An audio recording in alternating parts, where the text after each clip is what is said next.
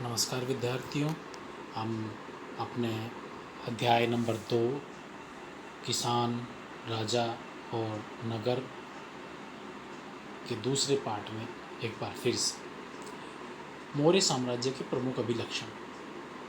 एक विशाल साम्राज्य था जिसके प्रशासनिक कार्य जो थे वो महत्वपूर्ण थे।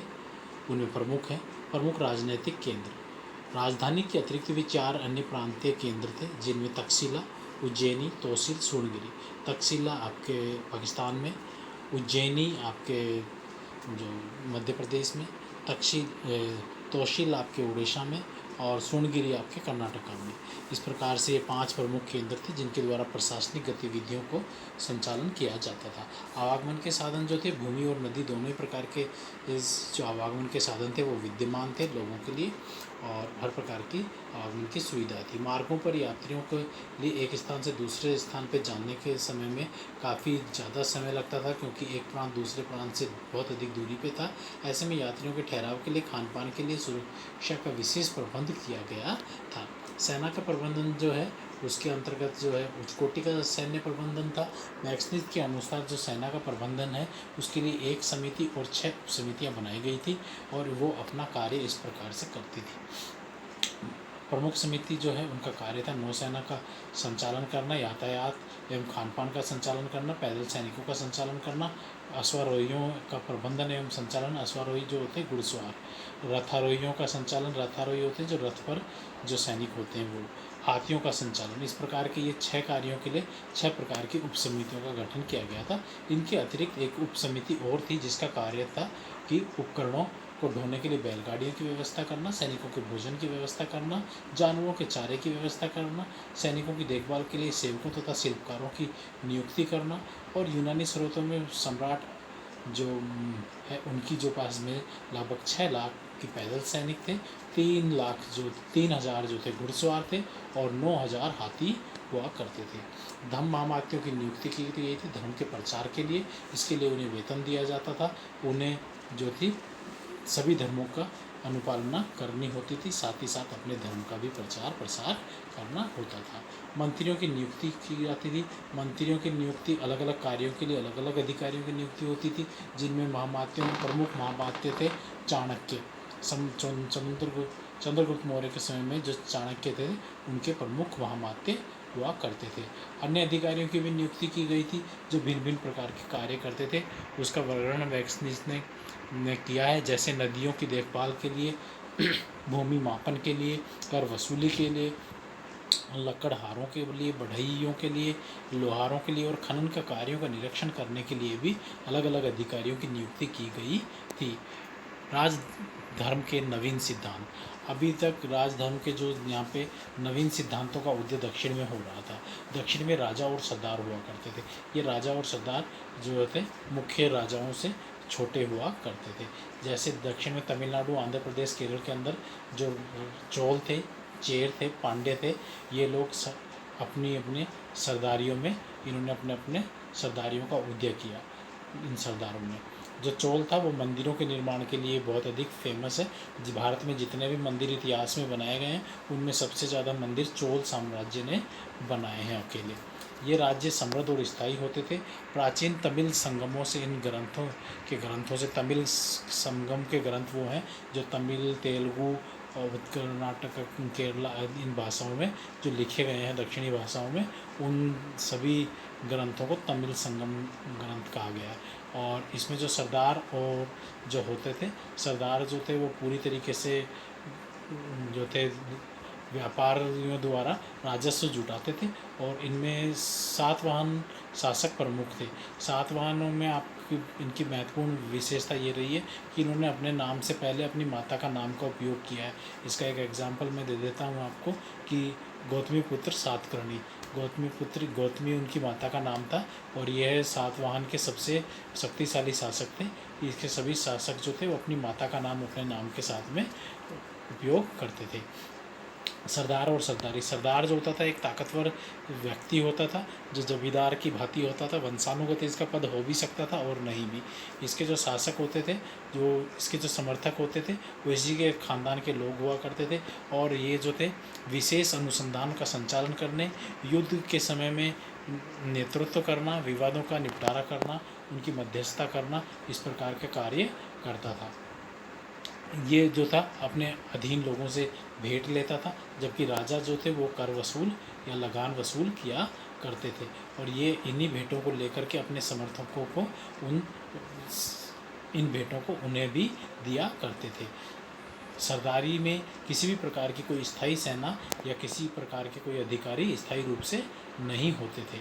दैविक राजा, राजा जो था उससे यूँ तो सभी लोग डरा करते थे, क्योंकि वो बहुत बड़ा पदाधिकारी होता था और उस एक शक्तिशाली शासक होता था, तो उसकी शक्ति की वजह से लोग उससे डरा करते थे।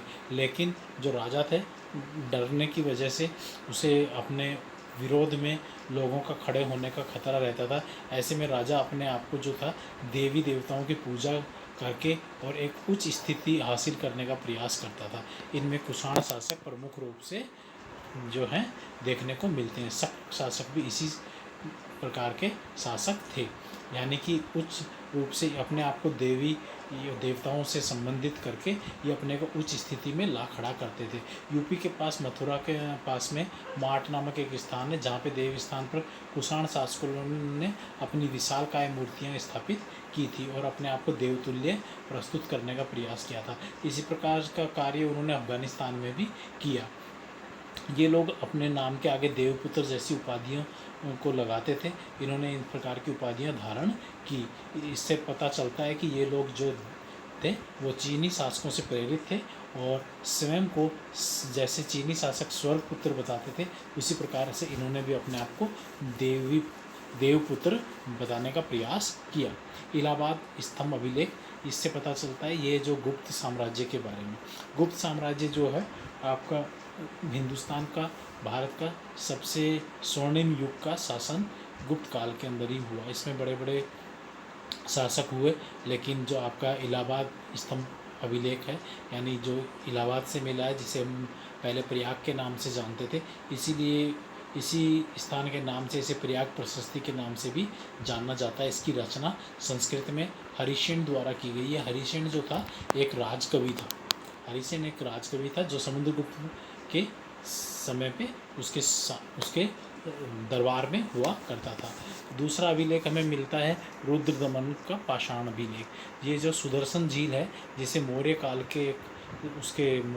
के एक स्थानीय राज्यपाल ने बनाया था, उसके पास में रुद्रदमन का एक पाषाण अभिलेख मिला है, जिससे शक शासकों के विषय में जानकारी प्राप्त होती है। इसके बाद आता है बदलता हुआ देहात। हालांकि हमें जो है आम जन के बारे में पता किन्हीं प्रकार के अभिलेखों से, शिलालेखों से या फिर बाद में सिक्कों से किसी से पता नहीं चलता, लेकिन इस प्रकार के जो आम जनजीवन है उसके बारे में हमें विभिन्न प्रकार की किंवदंतियों द्वारा, विभिन्न प्रकार की कहानियों द्वारा, जातक कथाओं द्वारा, पंचतंत्र की कहानियों द्वारा पता चलता है। और इसके अंदर हमें देखने मिला कि राजा बड़ा ही कुटिल हुआ करता था, बहुत शक्तिशाली और ख़तरनाक हुआ करता था। इसी के साथ साथ में कुछ जगह पे ऐसे भी प्रमाण मिले हैं कि राजा जो है अपनी पहचान बदल करके प्रजा के बीच में जाता था और उनके दुख दर्दों को सुनता था, जानने का प्रयास करता था, और इस प्रकार के राजाओं की छवि भी देखने को मिली है। छठी शताब्दी ईसा पूर्व में उपज को बढ़ाने के तरीके। उपज को बढ़ाने के लिए लोहे वाली फाल का प्रयोग किया गया है, और लोहे के फाल वाले जो हल हैं उनका प्रयोग के द्वारा जो थी हल जोते जाते थे, जिससे जो नीचे की मिट्टी थी वो ऊपर आ जाती थी और फसल जो थी वो बहुत अच्छी हुआ करती थी। फसल को बढ़ाने के लिए कृषक समुदाय जो थे मिलकर के सिंचाई के साधनों को भी ढूंढना प्रारंभ किया था उन्होंने, और उन्हें बढ़ाना प्रारंभ किया। सिंचाई के लिए तालाब, कुओं, नहरों का भी प्रयोग किया गया, जिससे कि इनके प्रयोग के द्वारा जो थी जल की आपूर्ति करके और अच्छी फसल उपजाने का कार्य किया जाता था। ग्रामीणों में भिन्नता। ग्रामीण समाज में भिन्न भिन्न प्रकार के लोग रहते थे और वहाँ पे भिन्नता देखने को मिलती थी। यहाँ पे जो थे किसान थे, व्यापारी थे, शिल्पकार थे, आपके जुलाहे थे, लोहार थे, कुम्हार थे, बढ़ई थे, तो सभी प्रकार के लोग इसमें रहते थे। और जो मुख्य रूप से ये लोग कार्य करने वाले जो अधिकांश लोग थे वो किसान वर्ग से थे। तो उपज का जो अधिकतम लाभ होता था वो बड़े जमींदारों को, प्रधानों को प्राप्त होता था। जो भूमिहीन किसान होते थे, जो छोटे किसान होते थे, उन्हें इसका अधिक लाभ प्राप्त नहीं होता था और वे कमज़ोर ही रहते थे। प्रधान अक्सर जो होते थे वो वंशानुगत हुआ करते थे। भूमिदान और नए संभ्रांत ग्रामीण। भूमिदान जो इतिहास के अंदर जो है ऐसे सबूत मिलते हैं कि भूमि का भी दान दिया जाता था। कभी राजा द्वारा, कभी अमीरों द्वारा इस प्रकार का दान दिया जाता था। ऐसा अभिलेखों से हमें पता चलता है। कुछ ताम्र पत्रों द्वारा, कुछ पत्थरों पर खुदे हुए शिलालेखों द्वारा हमें इस प्रकार की जानकारी प्राप्त होती। ज़्यादातर अभिलेख जो थे वो संस्कृत में लिखे हुए हैं। प्रभावती गुप्त जो है चंद्रगुप्त द्वितीय की पुत्री थी और इनकी जो शादी है दक्कन के वाकाटक परिवार में हुई थी। ऐसा पढ़ने में आया है धर्म ग्रंथों में कि महिलाओं का जो भूमि के ऊपर अधिकार नहीं होता था। लेकिन इससे इतर जो एक अभिलेख मिला है जिसमें पता चलता है प्रभावती गुप्त ने जो थी भूमि की मालकिन थी और उन्होंने एक ब्राह्मण को भूमि दान दी थी, जिसका उल्लेख मिलता है। जो हो सकता है कि जो प्रभावती है वो रानी होगी उस समय और उसके पास में इस प्रकार का कुछ विशेष अधिकार रहा होगा कि वह भूमि दान कर सकती हो। अग्रहार उस पर भूभाग को कहते हैं जो ब्राह्मणों को दान दी जाती थी। ब्राह्मणों को भूमि कर नहीं देना होता था और अन्य किसी प्रकार का कर भी वे नहीं देते थे। ब्राह्मणों को स्वयं स्थानीय लोगों से कर वसूलने का भी अधिकार प्राप्त था, यानी वो कभी इस प्रकार का कर भी लेते थे। नगर और व्यापार। नगरीय जनसंख्या जो है उसमें संभ्रांत वर्ग होते थे, जैसा मैंने बताया किसान वर्ग है ना, कृषक वर्ग हो गया, आपका जुलाहा हो गया, आपका बढ़ई हो गया, आपका लोहार हो गया, आपका कुम्हार हो गया, आपका शिल्पकार हो गया। इस प्रकार के जनसंख्या जो है अलग अलग उनमें बटी हुई थी वर्गों में। गृहपति होता था, वो घर का मुखिया होता था। घर में रहने वाली महिलाओं, बच्चे, नौकर सब पर उसका नियंत्रण होता था।